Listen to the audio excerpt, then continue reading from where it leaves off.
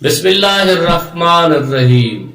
میں ہوں سید علی رضا نقوی اور آپ دیکھ رہے ہیں new Islamic media YouTube channel. حضرت یوسف علیہ السلام کے بارے میں ہماری جو گفتگو ہو رہی ہے آج اس کی 5ویں قسط ہے۔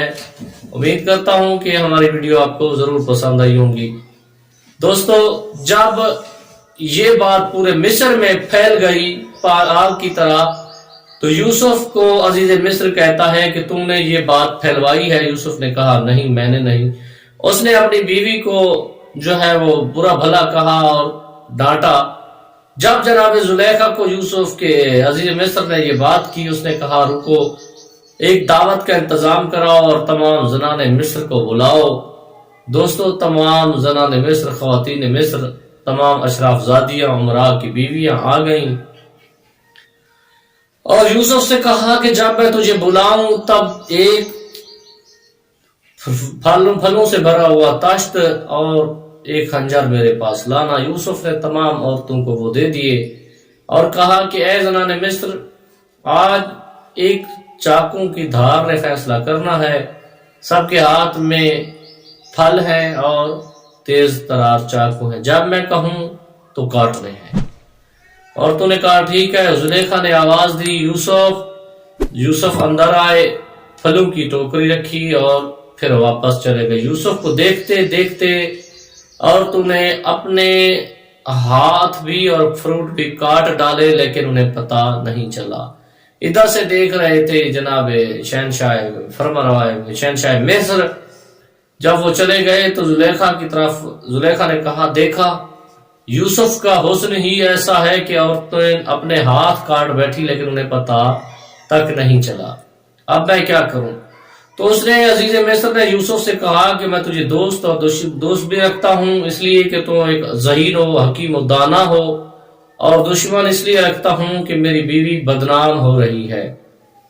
تو یوسف نے کہا برائے مہربانی آپ مجھے زندان میں ڈال دیں، میں کسی سے کوئی خفا نہیں ہوں۔ جناب عزیز مصر نے سوچنے کے بعد یہی فیصلہ کیا کہ اس کو زندان میں ڈال دیا جائے۔ تو دوستو، جب یوسف کو زندان کی طرف لایا گیا تو زندان کے حاکم کو عزیز مصر کے جو جرنیل تھا اس نے کہا کہ یوسف سے کوئی بہترین مشورہ اگر لینا ہو تو آپ لے سکتے ہیں، زندان کے معاملات میں یہ حکیم و دانا ہے۔ تو دوستو، جب یوسف کو زندان میں ڈالا گیا تو دہشت گرد جو وہاں پہ بند تھے، ایک کو یوسف نے زندان میں ڈالا تھا بچپن ہی میں، تو وہ وہاں پہ ظلم اور ستم کرتا تھا۔ قید خانے کی جو حالت تھی وہ بد سے بدتر تھی۔ یوسف نے اپنی علم اور حکمت سے سب قیدیوں کو اپنا گرویدہ بنایا اور زندان کی حالات پہ غور کیا اور اسے ٹھیک کرایا۔ ایسا ایسا زندان کے جو دروگا تھا، جو زندان کا حاکم تھا، وہ بھی یوسف کا گرویدہ ہو گیا۔ ادھر زلیخا یوسف کو مجبور کرنے کے لیے کبھی کچھ بھیجا کرتی، کبھی کچھ اور کبھی کچھ بھیج دیتی، اور جب یہاں تک بات پہنچی یوسف نے زلیخا کی طرف توجہ نہ دی تو پھر اس نے کیا کیا کہ یوسف پہ ظلم کرانا شروع کیا، اسے کوڑے مروانے شروع کیے۔ تو بھی یوسف نے اس کی اطاعت جو ہے وہ نہ کی۔ زندان میں دو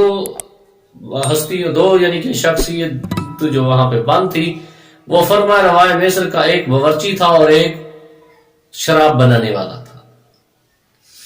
ایک نے خواب دیکھا کہ میں انگور نچوڑ کر شہنشاہ کے لیے شراب بنا رہا ہوں، اور دوسرے نے کہا میرے سر پہ جو ہے وہ گوشت کی یا پھلوں کی ایک ٹوکری ہے جو کوے اور چیل وہاں سے نکال کے کھا رہے ہیں، ہمیں اس کی تعبیر بتاؤ۔ تو یوسف نے کہا تو اپنے بادشاہ کے لیے جو ہے وہ شراب بنائے گا اور 3 دن کے بعد تیرا جسم تختہ دار پہ لٹکا دیا جائے گا۔ اس نے کہا واہ، یہ تو نہیں ہو سکتا۔ تو دوستو، یوں ابھی یوسف تعبیر بتا ہی رہے تھے، انہیں لے کر واپس زندان سے عدالت لایا گیا، اور فرما روائے مصر جو عزیز مصر تھے انہوں نے یہ فیصلہ سنایا کہ انہیں سولی پہ لٹکا دیا جائے اور یہ میرا سفرہ دار رہے۔ 6 برس یا 7 برس یوسف قید خانے میں رہا، وہ بھی یوسف کو بھول گئے۔ جب فرمائے روائے مصر یعنی کہ آمون اسے کہا جاتا تھا یا فرعون مصر کہا جاتا تھا، وہ فوت ہوئے تو اس کا بیٹا تخت پہ آیا، وہ اس کے دل میں خداوند مصر جو مصر کے خدا تھے ان کے لیے نفرت تھی۔ ایک دن اس نے ایک عجیب و غریب خواب دیکھا، اور خواب میں کیا دیکھتا ہے کہ 7 سبز گوشے ہیں جنہیں 7 خشک گوشوں نے کھا لیا ہے، اور 7 گوشے جو ہیں وہ جو 7 گوشے کو کھا لیا، اور 7 دبلی پتلی گائیں نیل سے نمودار ہوئیں، اور 7 ہلکی اور پتلی گائے نے انہیں کھا لیا۔ ڈر کے مارے وہ اٹھ کر بیٹھ گیا اور مخبر اعظم مصر کو بلایا اور کہا کہ میرے اس خواب کی تعبیر بتاؤ۔ کسی نے کچھ بتائی، کسی نے کچھ۔ جب وہ تنگ آ گیا تو جو شراب بنایا کرتا تھا فرما روا کی، اس نے کہا کہ میرے پاس ایک تعبیر موجود ہے، جو خواب کی تعبیر بتانے والا مخبر موجود ہے، لیکن وہ ہے زندان زاویہ میں۔ جب یوسف کے بارے میں اس نے بتایا تو اس نے کہا اسے لے آؤ۔ جب لینے کے لیے گئے تو یوسف نے کہا میں نے نہیں جانا، پہلے مصر میں میرے اوپر لگے ہوئے جو تہمتیں ہیں، ایلیگیشن ہیں، آپ اس کو دور کروائے۔ جب فرما رہا ہے مصر کو اس بات کا پتہ چلا، اس نے چھان بین کی اور یوسف کو بے قصور پایا، تو پھر اس نے ان عورتوں کو زندان میں ڈلوا دیا اور یوسف کو آزاد کرایا۔ پورے مصر میں میدان سج گیا۔ یوسف نے اپنے بادشاہ کو جو ہے وہ خواب کی تعبیر اس طرح بتائی کہ 7 سال جو ہے وہ آپ فراوانی نعمت کے، اور 7 سال کے بعد 7 سال کے لیے آپ کے مصر میں قحط سالی ہوگی۔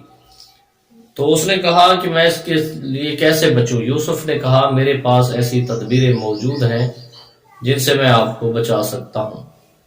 تو دوستو بہترین پلاننگ کی جناب یوسف نے، اور زندان میں جو قیدی تھے سب کو آزاد کرا لیا، کیونکہ اب وہ بدماش تو رہے نہیں تھے، اب وہ بہترین ولی اور عالم دین بن چکے تھے جن کی پرورش حضرت یوسف نے خود کی تھی۔ تو دوستو اگلی ویڈیو میں انشاءاللہ بتاؤں گا کہ یوسف نے کس طرح مصر کے حالات کو قابو کیا اور اپنے حالات میں لائے، اور مصر میں کیسے گندم کی بجائی کی اور کیسے مصر کو قحط سالی کے عذاب سے بچایا۔